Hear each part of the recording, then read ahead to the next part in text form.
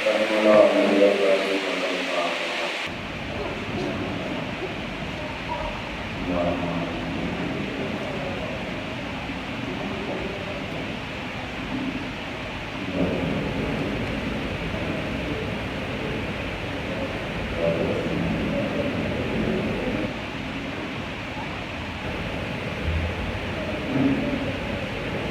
حول ولا قوة إلا بالله العلي العظيم. أعوذ بالله من الشيطان اللعين الرجيم. بسم الله الرحمن الرحيم.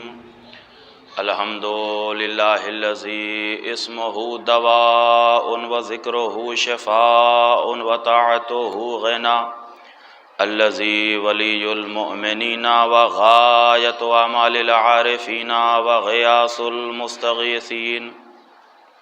ثم الصلاة والسلام على سيد الأنبياء والمرسلين وخير المبشرين والمنذرين، سيدنا ونبينا مولانا مولى الكونين جد الحسن والحسين أبي القاسم محمد، اللهم صل على محمد وعلى محمد. ثم الصلاة والسلام على أهل بيته الطيبين الطاهرين المعصومين المظلومين، ولعنة الله على أعدائهم أجمعين من يومنا هذا إلى قيام يوم الدين. أما بعد، فقد قال الله تبارك وتعالى في القرآن الكريم: بسم الله الرحمن الرحيم. ألم تر أن الله يسجد له من في السماوات ومن في الأرض. صلوات پڑھ دے محمد و آل محمد پر. صلی علی محمد و آل محمد. عزیزان گرامی قدر، محترم اور معظم مومنین کرام و ناظرین کرام، جیسا کہ آپ حضرات اچھی طریقے سے واقف ہیں کہ آج کی یہ مجلس، یہ فرش عزا اور جو ہم یہاں پہ بیٹھے ہوئے ہیں، وہ اس لیے کہ آج کی یہ شب سید الساجدین حضرت امام زین العابدین علیہ السلام کی شہادت کی شب ہے. لہٰذا اسی مناسبت سے میں نے اس آیت کریمہ کا انتخاب کیا کہ جس میں خداوند عالم تمام مخلوقات کے سجدے کا ذکر کر رہا ہے. چونکہ جو ذکر کرنا ہے، جو گفتگو ہے، وہ جو بیان ہے، وہ سید الساجدین امام زین العابدین علیہ السلام سے متعلق، لہٰذا میں نے مناسب یہی سمجھا کہ اس آیت کا ذکر کیا جائے، اس آیت کے متعلق گفتگو کی جائے کہ جس میں اللہ نے تمام مخلوقات کے سجدے کا ذکر کیا. ارشاد ہو رہا ہے: الم تر ان اللہ یسجد لہ من فی السماوات ومن فی الارض.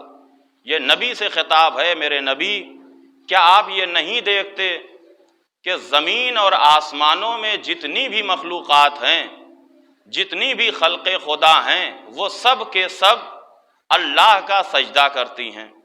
تو اس کا مطلب ہے اسی آیت کریمہ میں آگے بھی ارشاد ہو رہا ہے. اور سجدے کے متعلق تقریباً قرآن مجید میں کم و بیش 66 آیتیں ہیں کہ جس میں اللہ نے کہیں پر سجدے کا حکم دیا اور کہیں پر یہ خبر دی کہ جتنی بھی اس زمین کے اوپر موجودات ہیں، آسمان کے اوپر مخلوقات خدا ہیں، سب کے سب اللہ کا سجدہ کرتی ہیں. اب وہ چاہے چاند ہو، چاہے سورج ہو، چاہے ستارے ہوں، چاہے سیارے ہوں، چاہے پہاڑ ہوں، چاہے دواب ہوں، چاہے اشجار ہوں، چاہے نباتات ہوں، یہ جتنی بھی مخلوقات ہیں سب کے سب اللہ کی بارگاہ میں سجدہ کرتی ہیں، سب کے سب سجدہ ریز ہیں. اور صرف سجدے کی بات نہیں ہے، بلکہ قرآن مجید کی دوسری آیتوں کو دیکھیے تو باقاعدہ طریقے سے قدرت نے یہ خبر بھی دیا ہے اور حکم بھی دیا کہ جتنے بھی چرند و پرند ہیں سب اللہ کی تسبیح کرتے ہیں، سب اللہ کی حمد کرتے ہیں، سب اپنے اپنے اعتبار سے اللہ کی نماز پڑھتے ہیں. تو چاہے نماز کی بات ہو، صلات کی بات ہو، چاہے تسبیح کی بات ہو، چاہے حمد کی بات ہو، چاہے سجدے کی بات ہو، اس کائنات میں ذرہ ذرہ اللہ کی تسبیح بھی کرتا ہے اور ذرہ ذرہ اللہ کا سجدہ بھی کرتا ہے. لیکن عزیزان گرامی آپ دیکھیے یہ تجربے کی بات ہے کہ ہم نے چاند و سورج کو تو روزانہ دیکھا لیکن کبھی سجدہ کرتے نہ دیکھا، ہم نے درختوں کو پہاڑوں کو روز دیکھا لیکن کبھی سجدہ کرتے ہوئے نہیں دیکھا، ہم نے حیوانوں کو اور نباتات کو روزانہ مشاہدہ کیا لیکن کبھی ان کو سجدہ کرتے ہوئے نہیں دیکھا۔ لیکن قدرت کا یہ اعلان ہے، قدرت کا یہ دعویٰ ہے اور یہ خبر دی جا رہی ہے قرآن مجید میں کہ الم تر ان اللہ یسجد لہ من فی السماوات و من فی الارض، کہ زمین اور آسمانوں میں جتنی بھی خلق خدا ہیں، جتنی بھی مخلوقات ہیں، یہ سب کے سب اللہ کا سجدہ کرتی ہیں۔ تو میں نے جب تفسیروں کا مطالعہ کیا تو وہاں پر مجھے ملا، بڑے اختصار کے ساتھ اپنی اصل منزل بہانا چاہتا ہوں، وہاں پہ یہ ملا، محققین نے یہ بتایا کہ جتنے بھی کائنات کے ذرات ہیں ان سب کو اللہ نے ایک خاص قسم کا شعور عطا کیا ہے، جس شعور کی بنا پر وہ اللہ کا سجدہ کرتے ہیں، اور اس سجدے کو سجدہ تکوینی کہا جاتا ہے۔ ایک خاص قسم کا شعور ہوتا ہے جو کائنات کے ذرے ذرے کو اللہ نے عطا کیا ہے، اور اس شعور کی بنا پر، اس شعور کی بنیاد پر یہ تمام ذرات اللہ کی بارگاہ میں سجدہ ریز ہوتے ہیں، اللہ کی بارگاہ میں سجدہ کرتے ہیں، اور اس سجدے کو سجدہ تکوینی کہا جاتا ہے۔ لیکن انسان چونکہ ذوی العقول میں سے ہے، انسان شعور کے ساتھ ساتھ معرفت بھی انسان کے پاس ہے، لہذا شعور و معرفت کے ساتھ ساتھ جب عقل کی منزلوں کو طے کر لیتا ہے انسان، اب یہ بارگاہ خداوندی میں سجدہ کرتا ہے، تو اس سجدے کو سجدہ تشریع کہا جاتا ہے، اس سجدے کو سجدہ تشریع کہا جاتا ہے۔ معلوم ہوا جو دیگر خلق خدا ہیں، دیگر مخلوقات خدا ہیں، وہ بھی اللہ کا سجدہ کرتی ہیں، اور انسان یہ اشرف المخلوقات انسان، چاہے اس کے بعد جو ہے جناتوں کی بات آ جائے، چاہے فرشتوں کی بات آ جائے، چونکہ یہ تمام مخلوقات وہ ہیں کہ جن کا شمار ذوی العقول میں ہوتا ہے، یہ جو سجدہ کرتے ہیں یہ تکوینیات کے ساتھ ساتھ تشریعی سجدہ بھی ان کے ہاں پایا جاتا ہے۔ عزیزان گرامی آپ دیکھیے سجدہ کیا ہے، تو اللہ نے قرآن مجید میں جو انسان کی خلقت کا مقصد بتایا کہ انسان کی خلقت کا مقصد عبادت ہے، اور عبادت کی بندگی کا نام نماز ہے، اور جو نماز کی معراج کہلائے اسے سجدہ کہا جاتا ہے۔ انسان کی خلقت کا مقصد عبادت ہے، اور عبادت کی معراج کو نماز کہا جاتا ہے، نماز کی معراج کا نام سجدہ ہے۔ آپ دوسرے مقام پر دیکھیے کہ اول روز اللہ نے اسی سجدے کے ذریعے سے معصوم اور ملعون کے درمیان فرق قائم کر دیا۔ جس نے اللہ کے حکم پر اپنی پیشانی کو جھکا دیا وہ محترم ہو گیا، لیکن حکم الہی کے باوجود جس نے سجدے سے انکار کر دیا اس وقت بھی ملعون رہا، قیامت تک کے لیے اسے ملعون قرار دے دیا۔ یہ کیا ہے کہ سجدے کے انکار کی وجہ سے، سجدے کا انکار کیا اپنی خواہشات کی وجہ سے، اپنے نفس کی چاہت کی بنیاد پر اس نے سجدے کا انکار کیا۔ جب سجدے کا انکار کیا تو اللہ نے ملعون قرار دے دیا۔ تو معلوم یہ ہوا کہ یہ سجدہ وہ ہے کہ جس نے روز اول معصوم اور ملعون کے درمیان ایک حد فاصل قرار دے دیا۔ یہ سجدہ کیا ہے کہ یہ سجدہ اللہ کی قربت کو حاصل کرنے کا بہترین ذریعہ ہے۔ یہ سجدہ کیا ہے کہ بندگی کے اظہار کا بہترین ذریعہ سجدہ ہے۔ یہ سجدہ کیا ہے کہ گناہوں کو مٹا دینے کا بہترین ذریعہ سجدہ ہے۔ عزیزان گرامی آپ دیکھیے یہ جتنی بھی ہم عبادتیں انجام دیتے ہیں، جتنے بھی احکام خداوندی کے اوپر ہم عمل کرتے ہیں، یہ ساری عبادتیں، یہ ساری اطاعتیں، یہ سارے احکام خداوندی کے اوپر جو ہم عمل کرتے ہیں، یہ ساری عبادتیں وہ ہیں جو ہمیں اللہ سے قریب کرتی ہیں۔ یہی وجہ ہے چاہے وہ نماز ہو، ہم نماز میں نیت کیا کرتے ہیں کہ قربتاً اللہ، روزہ نیت کیا ہے کہا قربتاً اللہ، حج نیت کیا ہے قربتاً اللہ۔ اس طریقے سے جتنی بھی عبادتیں ہیں ان تمام عبادتوں کا مقصد یہ ہے کہ ہم اللہ سے قریب ہو جائیں۔ لیکن تمام عبادتوں میں اور سجدوں میں جو امام صادق نے فرمایا ایک بڑا فرق ہے کہ تمام عبادتیں وہ ہیں جو انسان کو اپنے مالک سے قریب کر دیتی ہیں، مخلوق کو خالق سے قریب کر دیتی ہیں، ساجد کو مسجود سے قریب کر دیتی ہیں، عابد کو معبود سے قریب کر دیتی ہیں، لیکن جتنا زیادہ قریب سجدہ کر دیتا ہے کوئی دوسری عبادت قریب نہیں کرتی۔ اسی لیے جتنا زیادہ قریب اس عبد کو معبود سے سجدہ کر دیتا ہے کہ دوسری کوئی عبادت اتنا زیادہ ساجد کو مسجود سے قریب نہیں کرتی، عبد کو معبود سے قریب نہیں کرتی۔ اس کا مطلب یہ ہے عزیزان گرامی کہ جتنا زیادہ سجدہ اس بندے کو خدا سے قریب کر دیتا ہے، اس عبد کو معبود سے قریب کر دیتا ہے، کوئی دوسری ایسی عبادت نہیں ہے کہ جو بندے کو خدا سے قریب کر دے۔ یہی وجہ ہے کہ جب امام جعفر صادق علیہ السلام سے بچے کو پکڑ لیں، کافی ڈسٹرب کر رہا ہے یہ، صلوات پڑھ دیں محمد و آل محمد۔ تو عزیزان گرامی امام نے یہ بیان فرمایا کہ سب سے زیادہ جو چیز، جو کیفیت بندے کو خدا سے قریب کر دیتی ہے اس کیفیت کا نام سجدہ ہے۔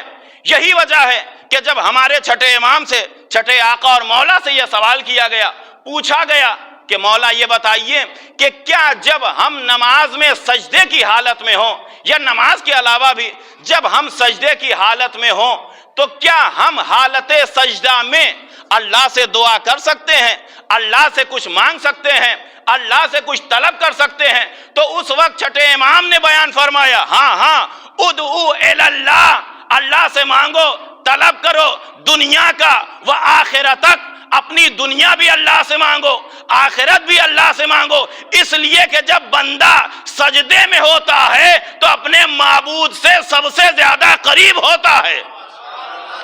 اس لیے کہ جب بندہ اپنے معبود سے قریب ہوتا ہے وہ قربت کی جو کیفیت ہے وہ سجدہ ہے۔ سجدے کی حالت میں یہ بندہ سب سے زیادہ اپنے اللہ سے قریب ہوتا ہے۔ تو اس روایت سے عزیزان گرامی، اس حدیث سے ہمیں کم از کم ایک نتیجہ یہ بھی ملا کہ اگر ہم یہ چاہتے ہیں کہ ہماری کوئی دعا بارگاہ خداوندی میں پیش کی جائے، اگر ہم یہ چاہتے ہیں کہ اللہ ہماری کسی دعا کو قبول کرے تو ہمارے لیے بہترین وقت ہے کہ جب اللہ کی بارگاہ میں سجدہ کریں، تب ہم سجدے کی حالت میں اللہ سے مطالبہ کریں، اللہ سے دعا کریں۔ اس لیے کہ امام نے کہا ہے کہ جب تم سجدے کی حالت میں ہو تو اللہ سے دعا کرو، اس لیے کہ یہ وہ کیفیت ہے کہ جب انسان اپنے معبود سے سب سے زیادہ قریب ہو جاتا ہے۔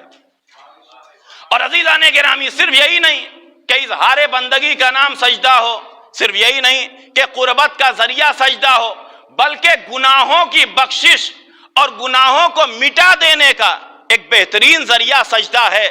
یہی وجہ ہے کہ جب پیغمبر اسلام کے پاس ایک شخص آیا اور آنے کے بعد کہتا ہے یا رسول اللہ میری نیکیاں بہت کم ہیں، اچھے اعمال بڑے کم ہیں، لیکن میرے پاس گناہ بہت زیادہ ہیں، میرے پاس برائیاں زیادہ ہیں۔ تو اس وقت پیغمبر اسلام نے کہا اگر ایسا ہے تو اپنے سجدوں کی تعداد بڑھا دو، اگر ایسا ہے تو اپنے سجدوں کی تعداد بڑھا دو۔ اس کا جو نتیجہ کیا ہوگا؟ پیغمبر اسلام نے فرمایا کہ جس طریقے سے ہوا درخت سے سوکھے پتوں کو گرا دیتی ہے، اسی طریقے سے کثرت سجدہ انسان کے گناہوں کو ختم کر دیتا ہے۔ جس طریقے سے ہوا درخت سے سوکھے پتوں کو گرا دیتا ہے کہ اسی طریقے سے کثرت سجدہ، بہت زیادہ سجدہ کرنا انسان کے گناہوں کو ختم کر دیتا ہے۔ لہذا عزیزان گرامی سید سجاد کے تصدق سے، امام زین العابدین کے تصدق سے کم از کم ایک چیز ہم کو یہ مل گئی، اگر ہم یہ محسوس کرتے ہیں اور محسوس کرنا بھی چاہیے کہ ہم گنہگار ہیں، ہم خطا کار ہیں، ہمارے ہاں گناہ زیادہ ہیں، ہمارے ہاں برائیاں زیادہ ہیں، ہمارے ہاں نیکیاں کم ہیں، اگر ہم یہ محسوس کر رہے ہیں تو ہمارے لیے لازم اور ضروری ہے کہ ہم زیادہ سے زیادہ سجدہ کریں۔ جب ہم سجدہ کثرت سے کریں گے تو نیکیوں میں اضافہ ہو جائے گا، گناہ ہمارے مٹ کے ختم ہو جائیں گے، گناہ ہمارے مٹ کے ختم ہو جائیں گے۔ تو عزیزان گرامی یہ ہے سجدے کی فضیلت، یہ ہے سجدے کی اہمیت، اور یہ ہے سجدے کا فائدہ آپ دیکھیے ہمارے یہاں جتنے بھی ائمہ معصومین ہیں، امام سجاد علیہ السلام کی ہی بات نہیں، جتنے بھی ائمہ معصومین ہیں، جتنے بھی ہمارے ائمہ ہیں، سب کی زندگی میں آپ دیکھیے تو سجدوں کی ایک خاص کیفیت ہے، سجدوں کا ایک خاص انداز ہے، چاہے مولا علی کا سجدہ ہو، چاہے پیغمبر اسلام کا سجدہ ہو، چاہے جناب سیدہ کا سجدہ ہو، چاہے امام حسن مجتبیٰ کا سجدہ ہو، اور چاہے حسین شہید کربلا کا سجدہ ہو۔ اور عزیزان گرامی آپ دیکھیے، چونکہ ہم نجف اشرف میں علی ابن حسین علیہ السلام کی شہادت کے متعلق مجلس کر رہے ہیں، لہذا علی ابن ابی طالب کے ایک سجدے کا ذکر کر کے اپنی گفتگو کو آگے بڑھاتا ہوں۔ مولائے کائنات امام المتقین امیر المومنین علی ابن ابی طالب علیہ السلام کا ایک صلوات پڑھتے محمد والے۔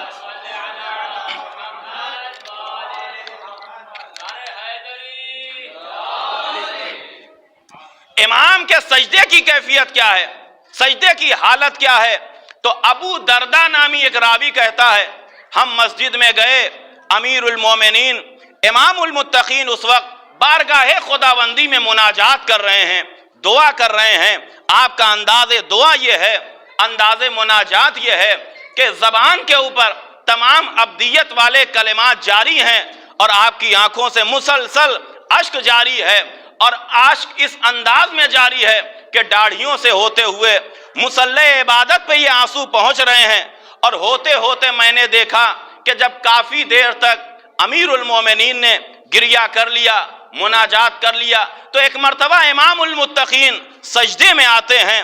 اب جب امیر المومنین سجدے میں پہنچے تو آپ کی کیفیت یہ ہے عزیزان گرامی، ابو دردہ یہ کہتے ہیں کہ جیسے ہی امیر المومنین سجدے میں پہنچے تو اب عالم یہ ہے کہ کسی طریقے کی نہ کوئی حس ہے، نہ کوئی حرکت ہے، نہ کوئی آواز ہے، ایسا لگ رہا ہے کہ روح قفس عنصری سے پرواز کر گئی ہے۔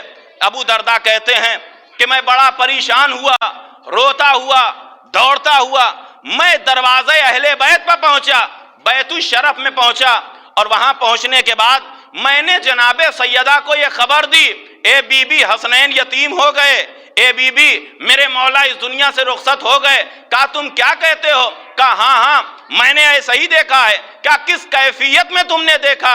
کہا میں نے علی ابن ابی طالب کو اس کیفیت میں دیکھا کہ علی نے اپنے سر کو بارگاہ خداوندی میں رکھا ہے، کسی طریقے کی کوئی حرکت نہیں ہو رہی ہے، کسی طریقے کی کوئی حس نہیں ہو رہی ہے۔ اس وقت جناب سیدہ نے کہا کہ تم نے آج علی کو پہلی مرتبہ اس کیفیت میں دیکھا، علی کو اکثر یہ کیفیت طاری ہو جایا کرتی ہے۔ اس کا مطلب یہ ہے کہ پہلی مرتبہ علی ابن ابی طالب کا سجدہ یہ سجدہ نہیں تھا کہ دوسرے لوگوں کو یہ شک ہونے لگے کہ علی ابن ابی طالب اس دنیا سے رخصت ہو گئے۔ جناب سیدہ یہ کہتی ہیں کہ یہ کیفیت علی کے اوپر مسلسل طاری ہوا کرتی ہے اور ہم اس کیفیت کو دیکھا کرتے ہیں۔ یہ ہے سجدہ امام سید الساجدین کے دادا علی ابن ابی طالب کا سجدہ۔ عزیزو یہی تو وجہ ہے کہ جب ایک جنگ میں مولائے کائنات کے پیروں میں تیر لگ گیا اور درد بہت زیادہ ہو رہا ہے، تکلیف بہت زیادہ ہو رہی ہے، خود پیغمبر اسلام نے فرمایا کہ ایسے تیر کو نہ نکالو جب علی حالت سجدہ میں ہو، تیر نکال لو علی کو پتہ نہیں چلے گا۔ ہوا بھی یہی، مولائے کائنات نماز مصلی عبادت پائے نماز پڑھنے کی خاطر، اور جب نماز کے عالم میں قدموں سے تیر نکال لیا گیا، بعد میں لوگوں نے پوچھا یا علی آپ کو درد محسوس ہوا؟ مولا نے کہا اس خدا کی قسم جس کی عبادت کر رہا تھا مجھے احساس بھی نہیں ہوا کہ میرے قدموں سے تیر کب نکل گیا۔ اس خدا کی قسم کہ جس کی میں عبادت کر رہا تھا میرے قدموں سے تیر کب نکل گیا مجھے اندازہ بھی نہیں ہوا، مجھے پتہ بھی نہیں چلا۔ تو عزیزان گرامی، یہ علی ابن ابی طالب کا سجدہ، یہ ہمارے مولا کا سجدہ، یہ ہمارے آقا کا سجدہ۔ لیکن اس منزل پہ آنے کے بعد پھر سے لوگوں نے اشکال کیا، اعتراض کیا کہ جناب علی آپ کے ہاں تو ساری باتیں مبالغے میں ہوتی ہیں، یہ بتائیے کیا ایسا بھی ہوتا ہے کہ کسی کے قدموں سے تیر نکل جائیں، پیر سے تیر نکل جائے اور اس کو احساس بھی نہ ہو، اس کو پتہ بھی نہ ہو؟ یہ مبالغے میں مبالغہ ہے۔ میں نے کہا سنیے، اگر علی کے قدموں سے تیر نکل جانے کے بعد احساس نہ ہونے پر آپ یہ کہتے ہیں کہ یہ مبالغہ ہے، یا لفظوں کو بدل کر یوں کہہ دیا جائے کہ اگر آپ یہ کہتے ہیں کہ قدموں سے تیر نکلنے کے بعد درد نہ ہونا یہ مبالغہ ہے، یا لفظوں کو پھر بدل کر کہہ دوں کہ اگر آپ یہ کہتے ہیں کہ علی جیسے قرآن ناطق کی یہ فضیلت مبالغے والی ہے، تو پھر یہ بھی مان لیجئے کہ قرآن صامت کی بعض آیتیں ایسی ملیں گی جس میں بھی اسی طریقے کا مبالغہ ملے گا۔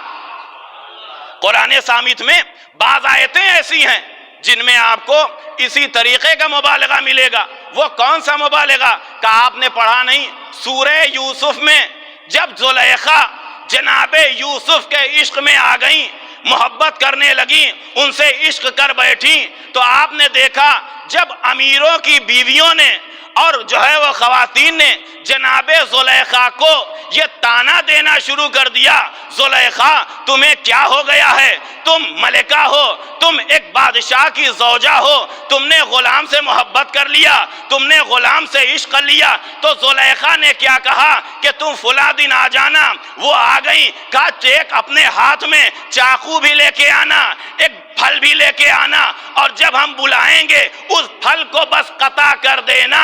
اب قرآن نے یہ بتایا کہ جب جناب زلیخا نے ان عورتوں کو بلایا، ان کے ہاتھوں میں پھل بھی دے دیا، ان کے ہاتھوں میں چاقو بھی دے دیا، اس کے بعد جناب یوسف سے کہا کہ یوسف اب آپ حجرے سے باہر نکل آئیے۔ تو اسی قرآن میں لکھا ہوا ہے کہ جیسے ہی ان خواتین نے، ان عورتوں نے جناب یوسف کے جمال کو دیکھا، جناب یوسف کے حسن کو دیکھا، فقطعنا ایدیہن، کاٹنا تھا پھل، اپنے ہاتھوں کو کاٹ بیٹھی۔ اب میں ان مسلمانوں سے کہوں گا، مسلمانوں وہ ایک حسن تھا، وہ ایک جمال تھا۔ اس کا مطلب یہ ہے، یہ قرآن بتانا چاہتا ہے کہ کبھی کبھی ایک جمال مجازی میں اتنی طاقت ہوتی ہے کہ دیکھنے والا مہو ہو جائے، ہاتھ کٹ جاتا ہے، پتہ نہیں چلتا۔ ارے علی کے سامنے جمال مجازی نہیں تھا، جمال حقیقت تھا۔ اگر قدموں سے تیر نکل گئے پتہ نہ چلا، یہ تعجب کی کیا بات ہے؟ علی کے سامنے یہ قرآن نے بتایا، فقطعنا ایدیہن، انہوں نے قطع کیا، انہوں نے وہ کاٹنا چاہا، پھل کو کاٹنا چاہا، پھل تو نہیں کٹا، لیکن ان کے ہاتھ کٹ گئے۔ ہاتھ کٹ گئے، احساس بھی نہیں ہوا، پتہ بھی نہیں چلا۔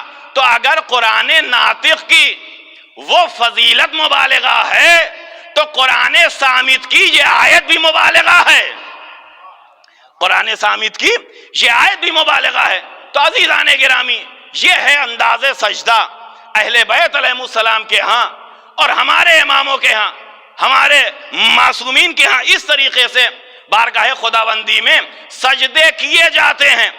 اور چوتھے امام زین العابدین علیہ السلام، امام سید سجاد علیہ السلام، ان کا عالم کیا ہے، سجدوں کی کیفیت کیا ہے، سجدوں کی نوعیت کیا ہے، سجدوں کی حالت کیا ہے؟ آپ دیکھیے، علامہ مجلسی علیہ الرحمہ نے بحار الانوار میں یہ تحریر کیا کہ پانچویں امام نے فرمایا کہ میرے بابا کے سجدے کی کیفیت یہ تھی، وہ طولانی سجدے نہیں، کثرت سجدہ۔ عالم یہ ہے میرے بابا کا کہ جب بھی میرے بابا اللہ کی کسی نعمت کو یاد کرتے تھے، اس نعمت کو یاد کرنے کے بعد سجدہ کرتے تھے۔ میرے بابا جب بھی قرآن مجید کی کسی ایسی آیت کی تلاوت کرتے تھے جس میں ذکر سجدہ ہوتا تھا، میرے بابا سجدہ کرتے تھے۔ میرے بابا جب بھی واجب نمازوں سے فارغ ہوتے تھے، فارغ ہونے کے بعد اللہ کی بارگاہ میں سجدہ کرتے تھے۔ میرے بابا جب کسی بلا یا کسی مصیبت سے نجات پا جاتے تھے تو اللہ کی بارگاہ میں سجدہ کرتے تھے۔ میرے بابا جب کسی دو مومنین کے درمیان صلح کراتے تھے تو اللہ کی بارگاہ میں سجدہ کرتے تھے۔ تو عزیزان گرامی، آپ نے دیکھا کہ جب اللہ کی کسی نعمت کو امام نے یاد کیا تو سجدہ، آیت سجدہ کو پڑھا تو سجدہ، جب کسی بلا سے نجات پا گئے تو سجدہ، جب واجب نمازوں سے فارغ ہو گئے تب سجدہ، جب مومنین میں اصلاح کرائی تب سجدہ۔ یہ امام سید سجاد کے سجدوں کا انداز ہے۔ لیکن عزیزان گرامی، چونکہ ہم بھی امام سجاد کے شیعہ ہیں، ہم بھی امام سجاد کے پیروکار ہیں، ہم بھی امام سید سجاد کے اطاعت گزار ہیں، لہذا ہمارے لیے بھی لازم اور ضروری ہے کہ جب بھی اللہ کی کسی نعمت کو یاد کریں ہم بھی سجدہ کریں، جب بھی بلاؤں سے محفوظ ہو جائیں اللہ کا سجدہ کریں، جب بھی نمازوں سے فارغ ہو جائیں اللہ کا سجدہ کریں، جب بھی مومنین میں اصلاح کرائیں اللہ کا سجدہ کریں۔ یقین جانیے ان تمام سجدوں کے بعد بھی ہم سید سجاد تو نہیں کہلا سکتے، لیکن غلام سید سجاد ضرور کہلا سکتے ہیں۔ ایک صلوات پڑھ دے محمد والے محمد پر۔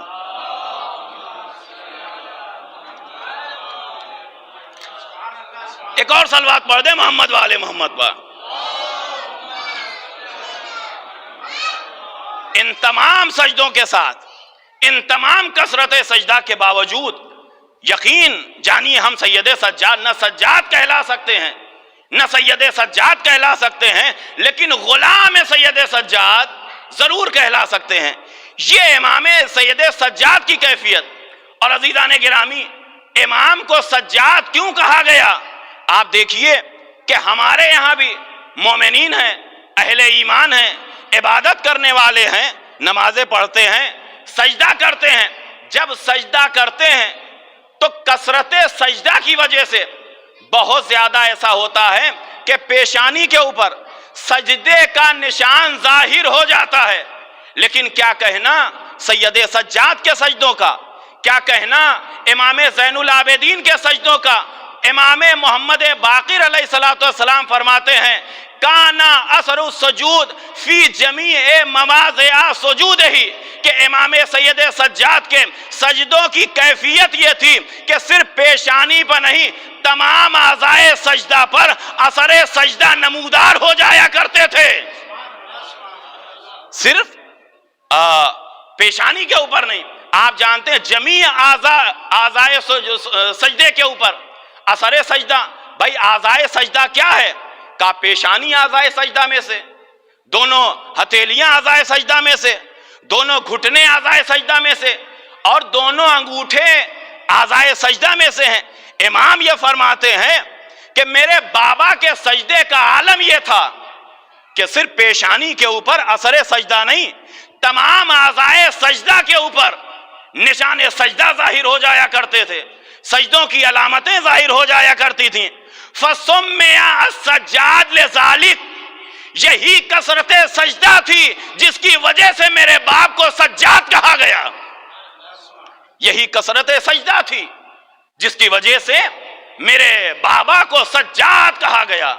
اور عزیزان گرامی، یہ امام اس قدر اتنی کثرت سے سجدہ کیوں نہ کرتے؟ اس لیے کہ امام، ظاہر سی بات ہے امام ہے، امام دنیا میں آنے کے بعد امام نہیں بنے، امام کو اللہ نے امام بنا کے بھیجا۔ امام کو معلوم ہے کہ اللہ کی قربت کا سب سے بہترین ذریعہ سجدہ ہے۔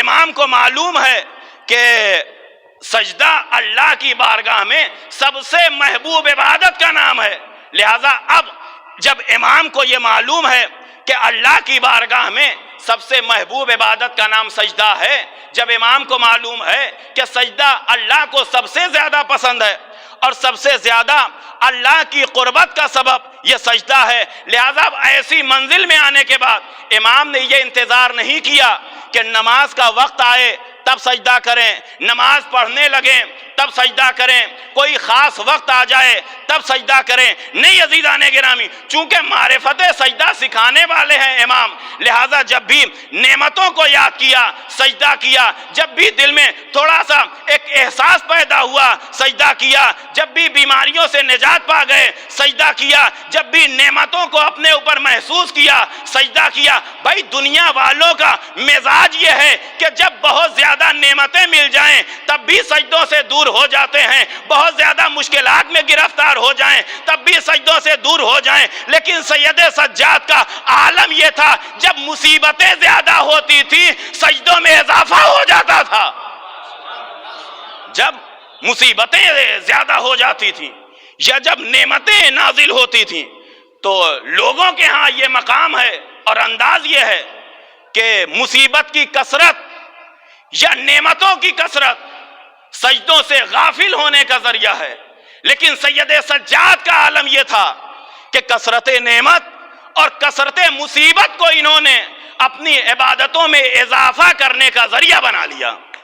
جیسے جیسے مصیبت بڑھتی جاتی تھی ویسے ویسے سجدوں میں اضافہ ہوتا تھا، ویسے ویسے اللہ کی بارگاہ میں اور زیادہ عبادتوں میں اضافہ ہوتا تھا۔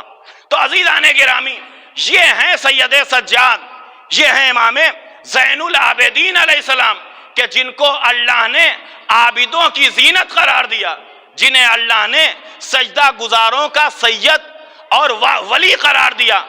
آپ دیکھیے یہی تو وجہ ہے کہ پیغمبر اسلام نے فرمایا، چھٹے امام سے یہ روایت ہے، پیغمبر اسلام نے فرمایا کہ قیامت کے دن ینادی منادن اینا زین العابدین، منادی یہ ندا دے گا کہ عابدین کی زینت کہاں ہیں؟ پھر امام فرماتے ہیں کہ پیغمبر اسلام نے فرمایا کہ جب یہ آواز دی جائے گی اے اہل محشر کہاں ہیں عبادت گزاروں کی زینت، پیغمبر اسلام فرماتے ہیں کہ وہ وقت ایسا ہوگا کہ ایک شخص جس کی پیشانی سے نور ظاہر ہو رہا ہوگا اور وہ شخص جو ہے وہ میدان محشر میں جب آئے گا اس وقت یہ آواز دی جائے گی یہ علی ابن حسین ہیں کہ جنہیں اللہ نے زین العابدین قرار دیا ہے، یہ علی ابن حسین ہیں کہ جنہیں اللہ نے زین العابدین قرار دیا ہے۔ اچھا عزیزان گرامی، بہت جلدی اپنی بات کو عرض کر رہا ہوں چونکہ جلوس بھی ہے اور جلوس کا ایک خاص وقت دیا گیا ہے حرم میں۔ ایک صلوات پڑھ دیں محمد والے محمد پر۔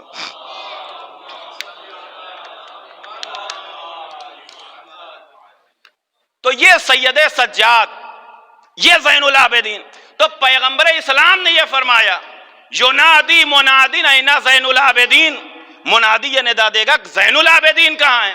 اس وقت جو اس آواز کے اوپر لبیک کہیں گے وہ ہمارے اور آپ کے چوتھے امام ہوں گے، سید سجاد ہوں گے۔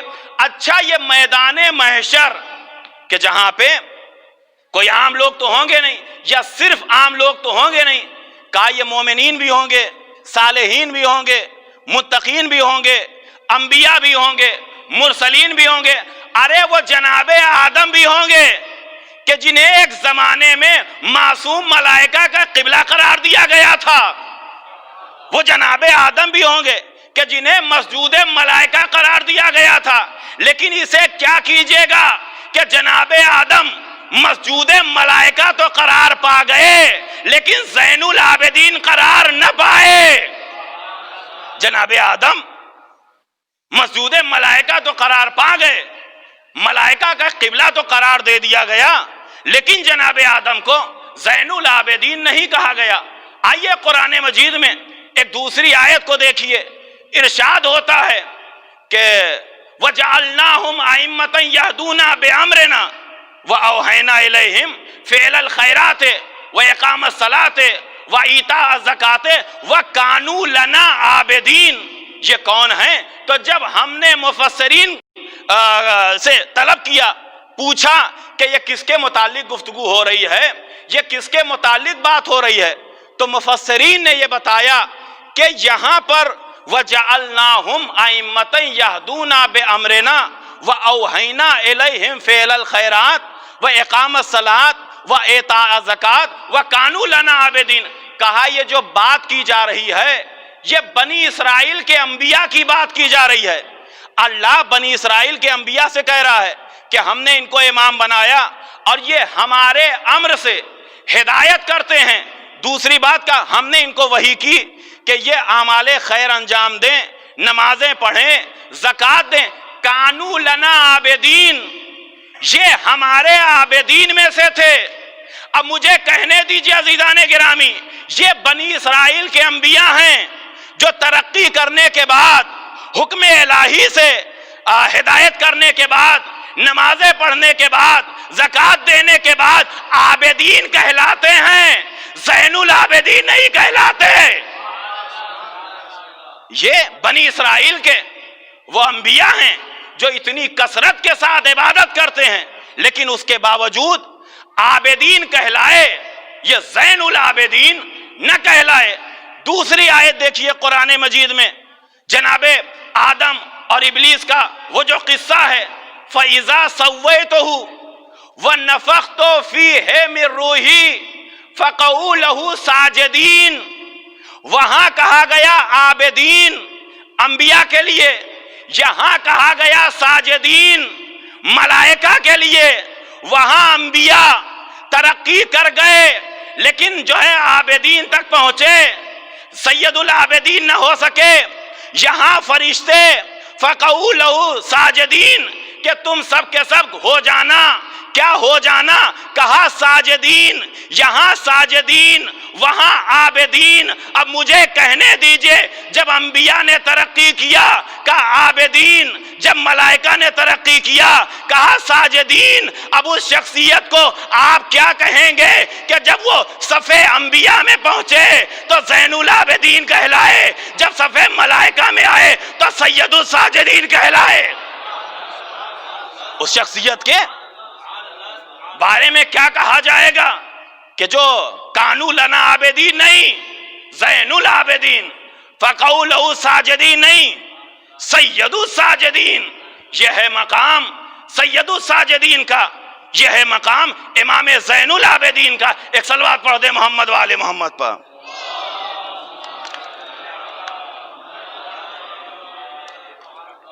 تو یہ اللہ کی بارگاہ میں سجدہ کرنے والے، عبادت کرنے والے اور اپنی پیشانی کو بارگاہ خداوندی میں جھکانے والے، جنہیں زین العابدین بھی کہا گیا، جنہیں سید الساجدین بھی کہا گیا، امام العابدین بھی کہا گیا۔ عزیزان گرامی، آپ دیکھیے عموماً ایسا ہوتا ہے کہ جب مصیبتیں اور بلائیں بڑھ جاتی ہیں تو انسان کا ذہن اور انسان کی طبیعت عبادتوں سے یا ایسی چیزوں سے ہٹ جاتی ہیں، لیکن یہ اہل بیت رسول ہیں، یہ ہمارے ائمہ ہیں، یہ ہمارے معصومین ہیں کہ یہاں مصیبتیں، یہاں بلائیں ان کی عبادتوں میں خلل پیدا نہیں کرتی، بلکہ اگر مصیبتیں بڑھ رہی ہیں تو عبادتوں میں بھی اضافہ ہو رہا ہے۔ اور آپ دیکھیے یہ تمام مصیبتیں بھی جو انہوں نے برداشت کیا، وہ مصیبتیں کیوں برداشت کیا؟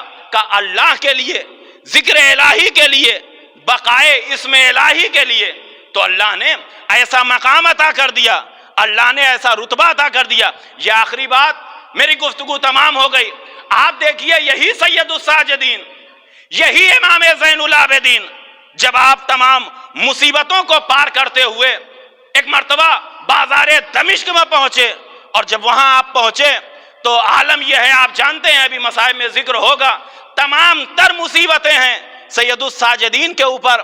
بازار دمشق میں ایسے مقام پر محمد ابن طلحہ نے یہی تو امام سے پوچھا تھا، لمن الفتح ابن الحسین، اے فرزند حسین فتح کس کی ہوئی؟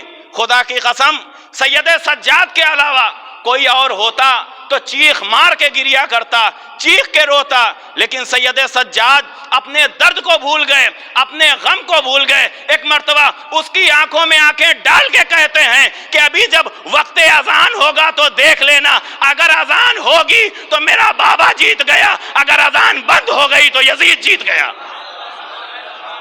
ابھی جب وقت نماز آئے گا تو دیکھ لینا، اگر اذان ہو گئی تو میرا بابا جیت گیا، اگر اذان نہیں ہوئی تو سمجھ لینا یزید جیت گیا۔ عزیزان گرامی، یہاں پر میں ایک جملہ کہتا ہوں، ذرا توجہ کیجئے گا، آخری جملہ ہے، بات تمام ہو گئی، کہ یہاں پر سید سجاد نے، امام زین العابدین نے کہا جب اذان ہوگی تو دیکھ لینا، اگر اذان ہو رہی ہے میرا بابا جیت گیا، اگر اذان نہیں ہو رہی ہے تو یزید جیت گیا۔ اس کا مطلب یہ ہے کہ کربلا سے پہلے پہلے اذان نشانی وقت نماز تھی، لیکن کربلا کے بعد نشانی وقت نماز بھی ہے، علامت فتح حسینی بھی ہے۔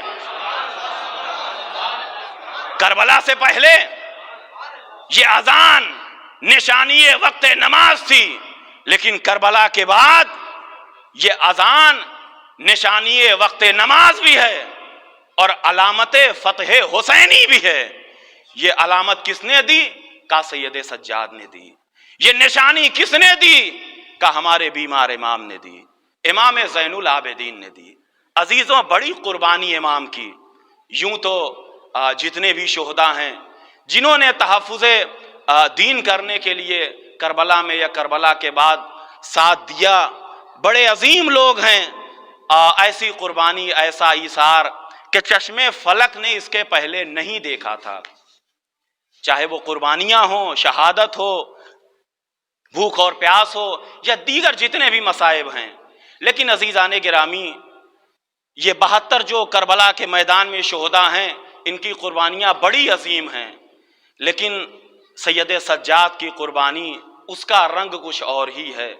آپ دیکھیے جناب عباس کی قربانی، یقیناً 3 دن کی بھوک و پیاس، اس کے بعد سر پر گرز کھانا، دونوں بازوؤں کا قلم ہو جانا، یہ بڑی مصیبت ہے، بڑی تکلیف ہے۔ جناب قاسم 3 دن کی بھوک و پیاس اور گھوڑوں کی ٹاپوں سے پامال ہو جانا، یہ بڑی مصیبت ہے، عظیم شہادت ہے۔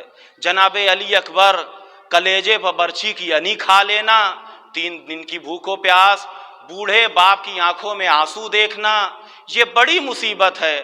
لیکن عزیزان گرامی، یہ جتنی بھی مصیبتیں ہیں، یہ ساری کی ساری مصیبتیں خاندانی روایت کے مطابق ہیں، لیکن جو سید سجاد نے مصیبت برداشت کی، جو امام زین العابدین نے مصیبت برداشت کی، یہ مصیبت خاندانی روایت کے مطابق نہیں ہے۔ اس لیے کہ اب جو سید سجاد 11 محرم کو نکل رہے ہیں، تو ایسی مائیں، ایسی بیٹیاں، ایسی بہنیں ساتھ میں ہیں، ارے جن کی ماؤں کا جنازہ رات کے اندھیرے میں نکلا تھا، وہ بیبیاں سر برہنہ نکل رہی ہیں۔ جن کی ماؤں کا جنازہ، جن کی ماؤں کا تابوت رات کے اندھیرے میں نکلا تھا، وہ بیبیاں سر برہنہ نکل رہی ہیں، لیکن سید سجاد ہیں کہ اس مصیبت کو برداشت کر رہے ہیں۔ عزیزو، آپ نے مصائب میں یقیناً پڑھا ہوگا کہ جب سید الشہداء کے جسم پر تیر لگ چکے، سید الشہداء گھوڑے سے زمین پہ آ چکے، عالم یہ ہے کہ سید الشہداء کی پیاس کی وجہ سے زمین اور آسمان تک بس دھواں دھواں دکھ رہا ہے۔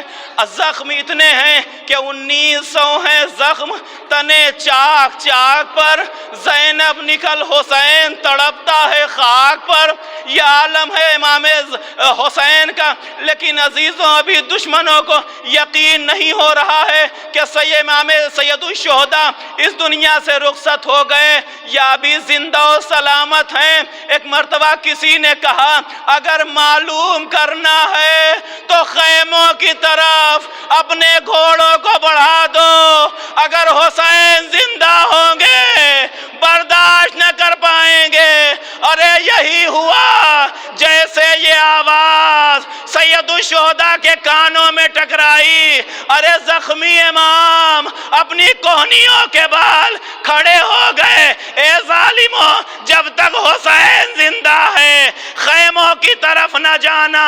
میں کہوں گا، اے مولا، ارے خیموں کی طرف جاتے ہوئے گھوڑے برداشت نہ کر پائے۔ ہائے سید سجاد، ہائے میرا بیمار امام، اپنی آنکھوں سے بے ردائی بھی دیکھ رہا ہے، بے چادری بھی دیکھ رہا ہے۔ اللہ اکبر، ہاذا دارو، بیمار کربلا کا ماتم ہے، امام سید سجاد کا ماتم ہے، یہ شب شہادت ہے۔ عزیزو، ایک روایت جو میں نے ذکر المصائب میں پڑھا، میرا بیمار امام اس مصیبت کا تذکرہ خود کرتا ہے کہ اے میرے چاہنے والوں، والوں جب ہم کربلا سے نکالے گئے تو ہمیں ایسے اونٹ پہ بٹھایا گیا جو بغیر کجاوے کا تھا، یہی نہیں بلکہ ہمارے ہاتھوں میں ہتھکڑیاں پہنائی گئی، پیروں میں بیڑیاں پہنائی گئی،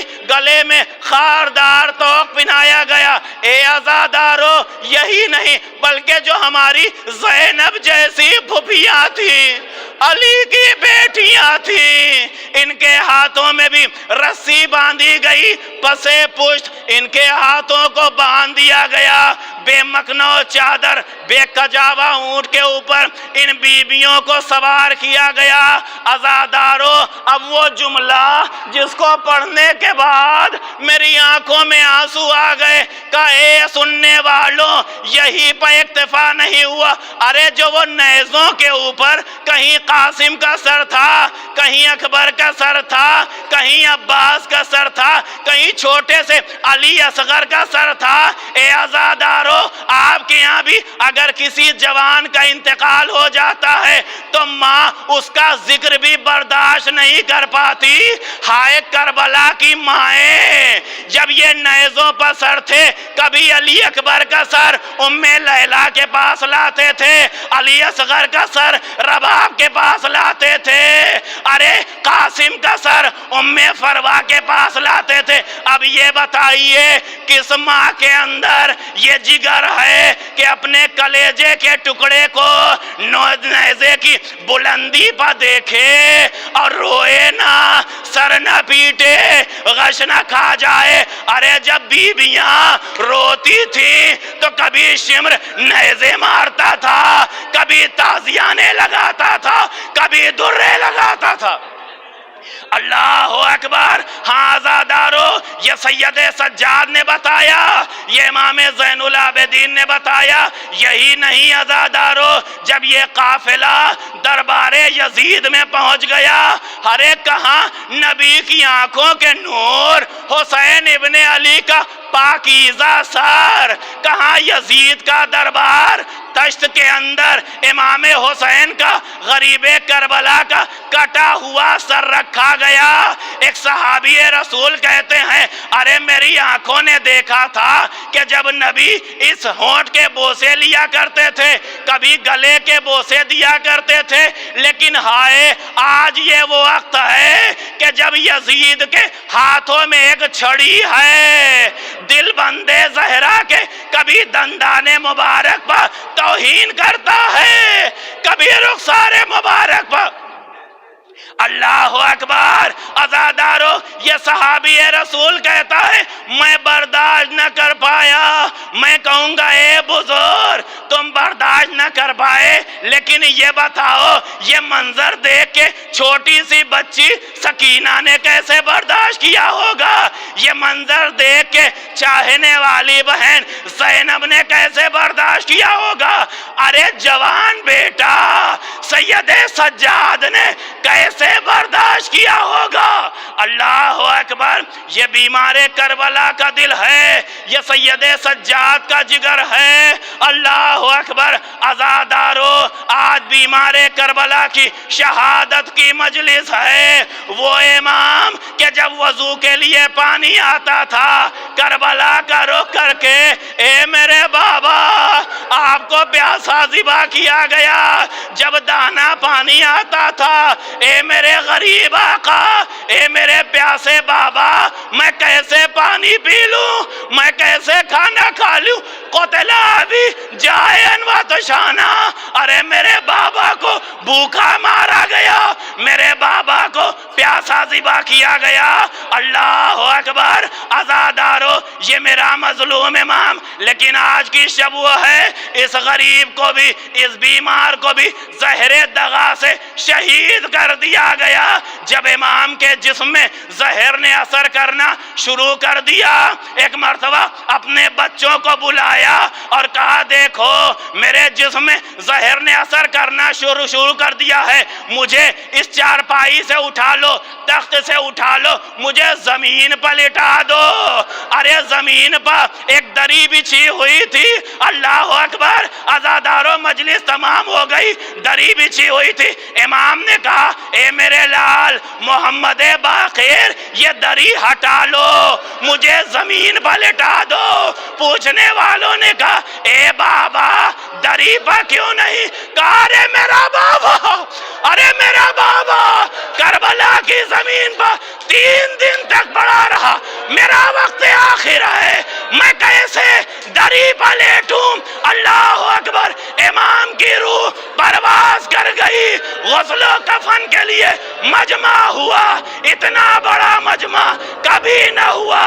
سید سجاد کا تابوت اٹھ گیا، اے عزادارو سید سجاد کا تابوت تو اٹھ گیا، لیکن شاید سید سجاد نے کربلا کا رخ کر کے کہا اے میرا بابا مجھے معاف کر دینا، میرا تابوت اٹھا ہے لیکن اے بابا آپ کا جنازہ کربلا میں 3 دن تک پڑا رہا، اے بابا غسل نہ دیا گیا، اے بابا کفن نہ پہنایا، اے بابا لاشوں کے ٹکڑے کر دیے گئے۔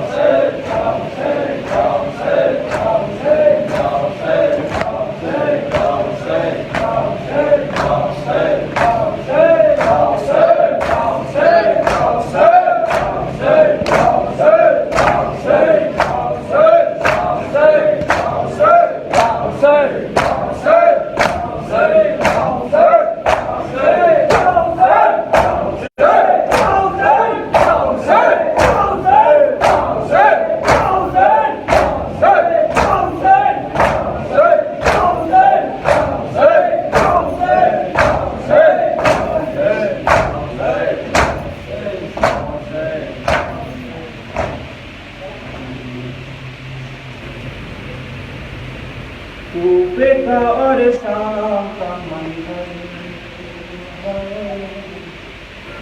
کوفے کا اور شام کا منظر، یاد جب آ جاتا ہے بابا دل میرا پھٹ جاتا ہے بابا، کوفے کا اور شام کا منظر، کوفے کا اور شام کا منظر، کوفے کا اور شام کا منظر، یاد جب آ جاتا ہے بابا دل میرا پھٹ جاتا ہے بابا، کوفے کا اور شام کا منظر، کوفے کا اور شام کا منظر،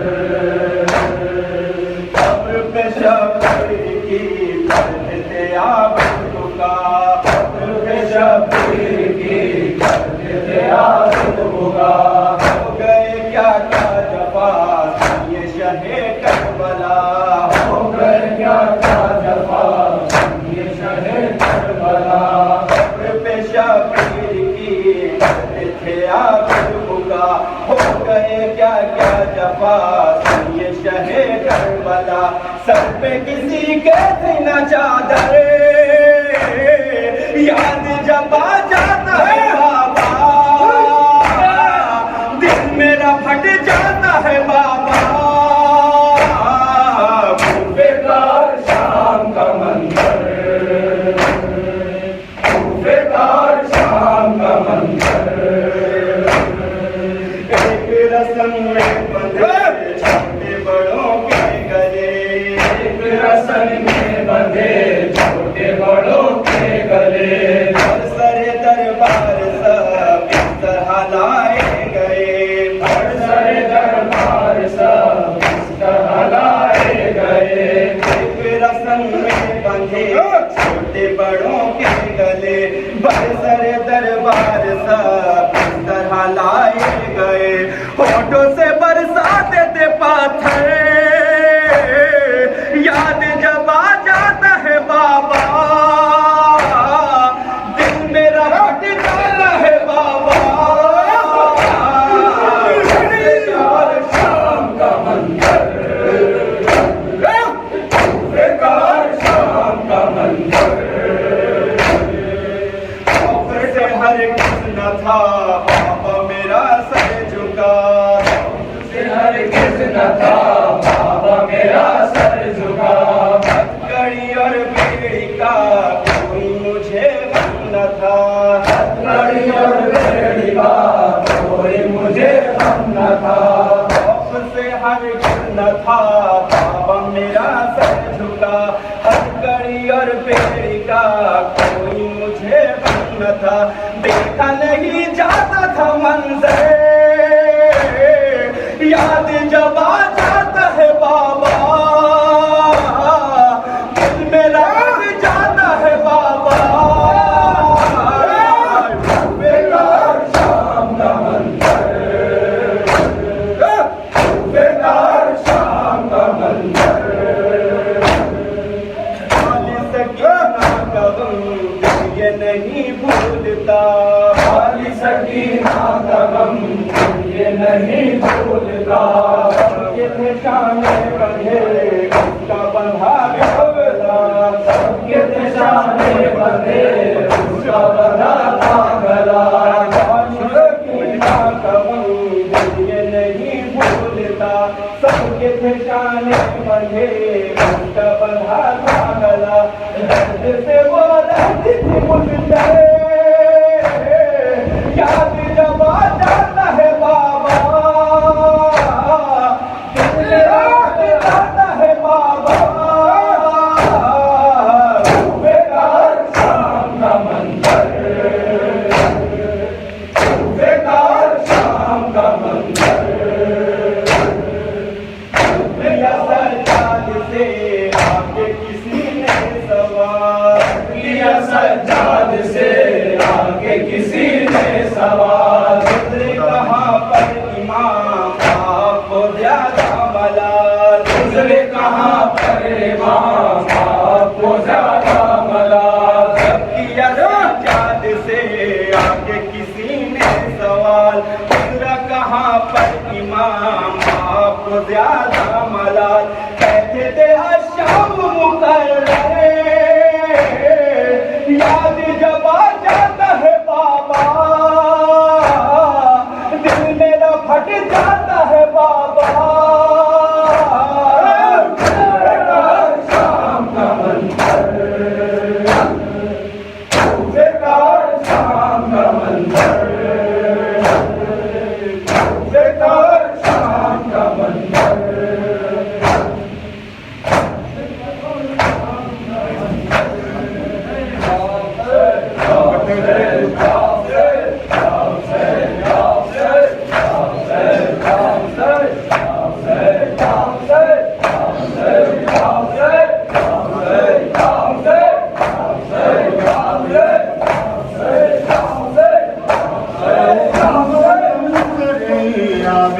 बीमार का हम मातम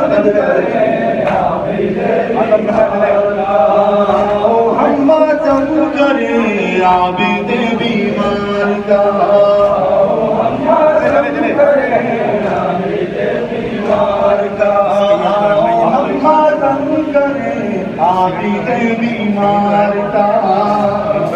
मातम करें आबिद बीमार का। सैयाद सजाद का बेका 16 चार का, आओ हम मातम करें आबिद बीमार का, आओ हम मातम करें आबिद बीमार का। सैयाद सजाद का बेका 16 चार का, आओ हम मातम करें आबिद बीमार का, आओ हम मातम करें आबिद बीमार का, आओ हम मातम करें आबिद बीमार का, आओ हम मातम करें आबिद बीमार